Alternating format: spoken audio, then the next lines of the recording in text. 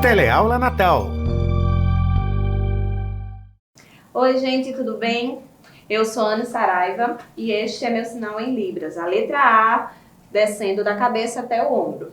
Sou professora de arte da Rede Municipal de Natal, sou parda, tenho 1,61 m de altura, cabelos castanhos com mechas loiras, olhos castanhos escuros. Estou vestida de calça jeans azul, camiseta preta de botão. Estou de frente e em pé à direita da tela da TV.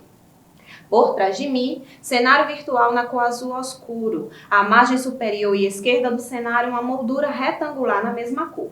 Dentro da moldura serão exibidos slides da aula. Abaixo da moldura, em toda a extensão inferior do cenário virtual, pastilhas na cor branca e tons de azul. Fim da descrição. A partir de agora, iniciamos a 9ª aula do ensino de artes para as turmas do 9º ano. Para dialogar com você nessa aula, apresentarei 12 slides em PowerPoint. O primeiro slide tem plano de fundo branco. À esquerda, na parte inferior e à direita do slide, 3 linhas retas paralelas na cor azul camaleão.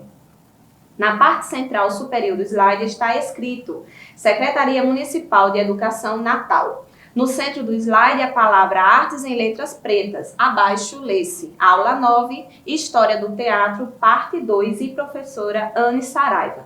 Com exceção desse primeiro slide já descrito, os demais 11 slides seguem o mesmo padrão. Slides com planos de fundo branco, com textos escritos em imagens diferentes.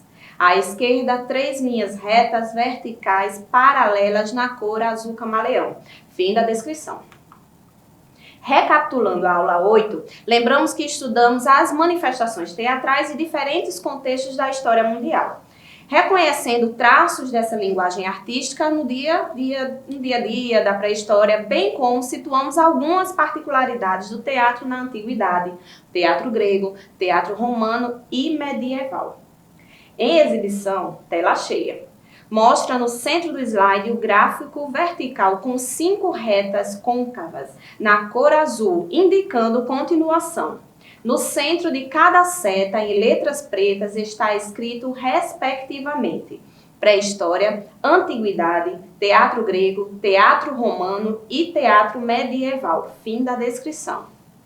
Hoje, continuaremos nessa trajetória a respeito do teatro e sua história a partir do início do Renascimento, chegando mais particularmente no período em que surgiu a Commedia dell'arte na Itália. Em exibição, tela cheia. Mostra slide. A margem superior central, uma seta côncava na cor azul indicando continuação. No centro, as letras pretas, a palavra Commedia dell'arte. Fim da descrição. Esse período da arte teatral entre os séculos XVI e XVIII na Europa baseava-se em espetáculos teatrais populares, apresentados em ruas e praças públicas. Considerado uma vertente do teatro renascentista, essas companhias eram itinerantes, com textos improvisados de acordo com o público, espectador, e seus personagens de destaques eram o Arlequim, o Pierrot, a Colombina, que também conhecemos pelas fantasias carnavalescas usadas ainda hoje. Além do Arlequim e da Colombina, também havia o Doutor e o Palhaço e vários outros papéis para as diversas peças encenadas. No próximo slide, veremos uma imagem com alguns personagens que se repetiam nos espetáculos da Commedia dell'arte. Em exibição, tela cheia, apresenta-se slide. À margem superior esquerda, em letras pretas, o título Commedia dell'arte. Abaixo, 10 personagens do teatro popular Commedia dell'arte. Os personagens são homens e mulheres, dos quais 5 deles estão um ao lado do outro à margem superior e 5 à margem inferior do slide. Esses estão em pé, em diferentes posições e usam figurino colorido de época. As mulheres estão de vestidos. As mangas e as saias dos vestidos são bufantes e longas. Os homens, alguns estão com calças coladas e outros com meias longas e calças até os joelhos. Camisa e cinto abaixo da cintura e sobreposto um casaco largo. Os personagens usam sapatos com pontas. Uns usam máscaras, enquanto outros têm o rosto pintado. Todos estão de chapéu de diversos modelos. Fim da descrição. Na imagem, vemos 10 artistas com seus figurinos convencionais, com características dos personagens que encarnavam a comédia dell'arte. Enquanto o teatro renascentista estava apoiado nos ideais clássicos, a comédia dell'arte fazia oposição ao modelo erudito por ser de caráter popular. Enquanto na Itália a comédia dell'arte encontrava-se no auge, quando se iniciava a profissionalização teatral, no Brasil, em meados do século XVI, com o início da colonização portuguesa, os jesuítas, com técnicas de teatro, iniciavam a catequização dos povos indígenas, com a prática do teatro como recurso de ensino.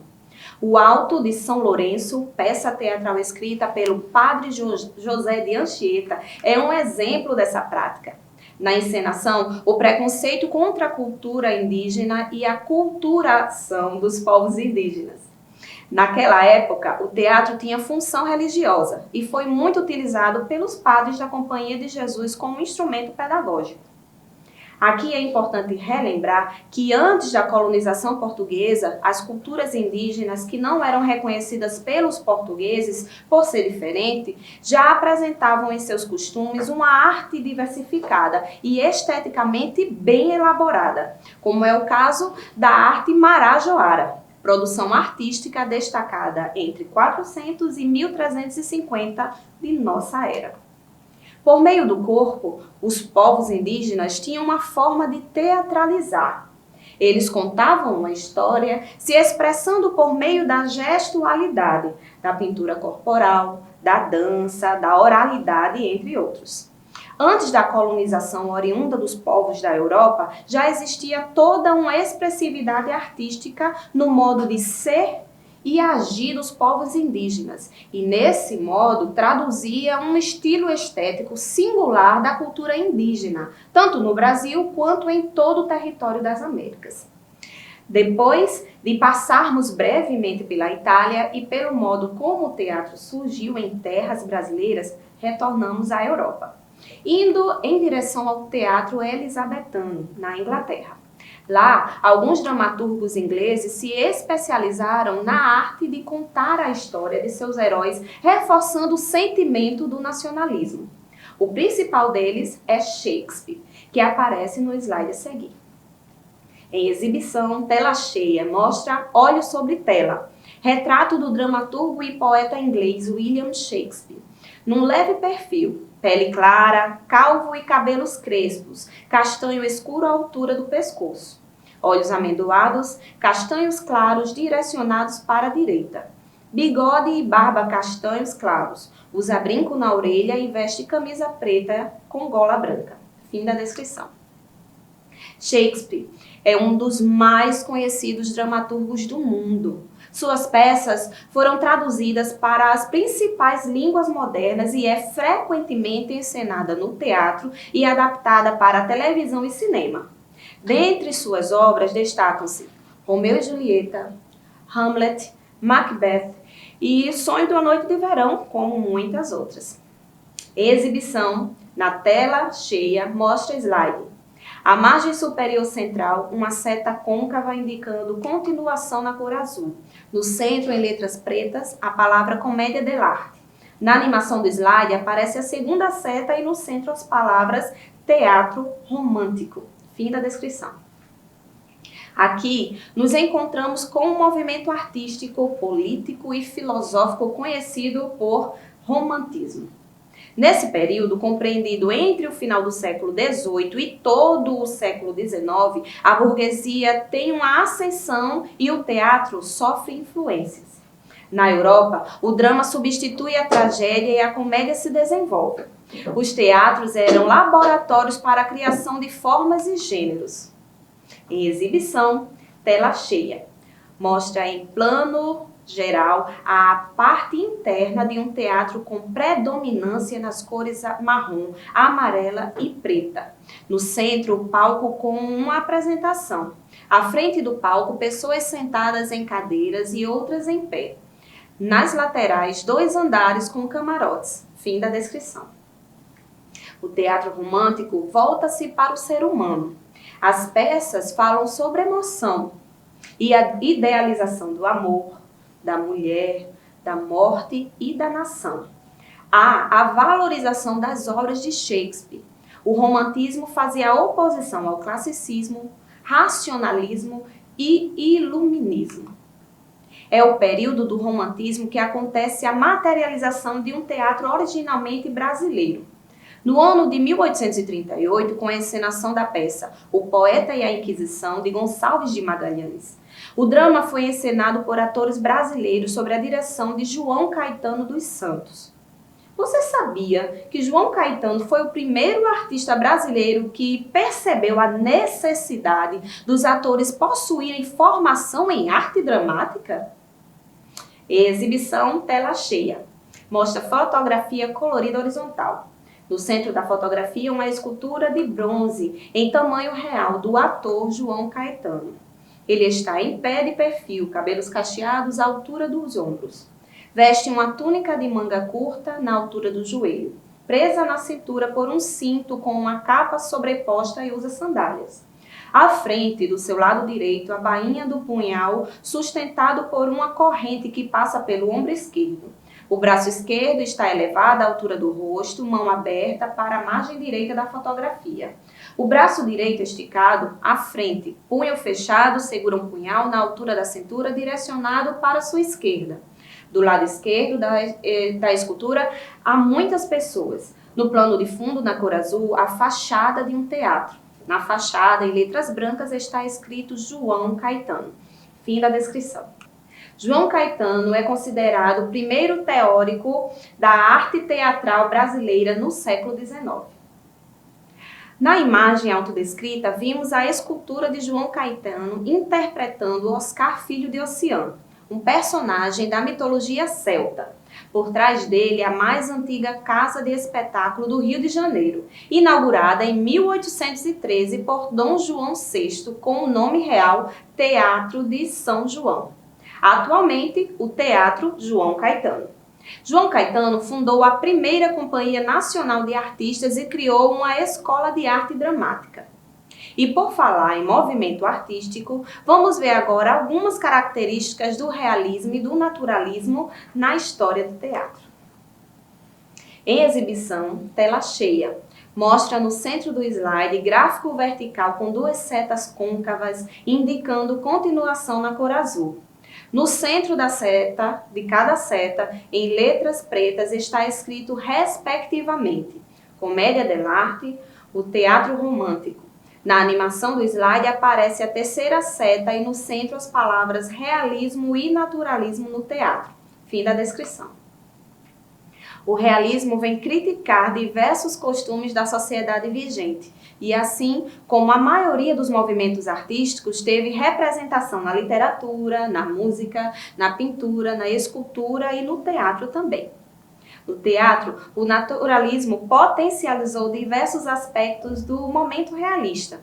O teatro é frequentado pelo povo, mas essa realidade aos poucos foi se modificando. A burguesia começou a ser maioria nas plateias e o teatro passou a mostrar as realidades burguesas com temas como a vida social, o casamento, o dinheiro, entre outros.